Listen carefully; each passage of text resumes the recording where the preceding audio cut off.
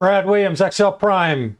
Compute the greatest common divisor between a list of numbers, as opposed to the least common denominator. We occasionally confuse the two for dealing with the greatest common divisor.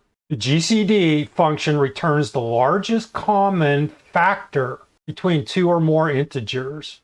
The largest positive integer that divides the largest positive integer that divides the numbers without leaving a remainder is the greatest common divisor. In other words, the largest number that divides evenly into each number. The GCD function accepts one or more arguments labeled in this example race 1, race 2, race 3, B4, C4, D4.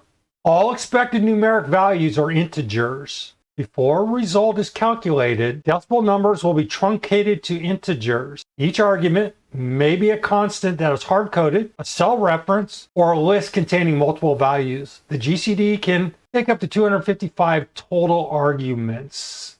I included a write-up here. We're not going to go through this. I want you to do this if you're confused as to the difference between the greatest common divisor versus the lowest common denominator. I'm going to show you the difference between the two, and there are a few examples. This should address any concerns you might have. We can incorporate the GCD with the GCD function, a built-in function within Excel. If we wanted to do this old school, the examples are shown below.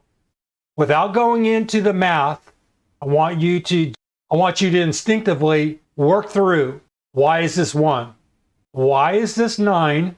Why is this 1? And so on and so forth. Hit F9, you're going to see the outcome. Practice. The anatomy returns the greatest common divisor. Reread this, read the write-up, practice. Brad Williams, XL Prime. Thanks for watching.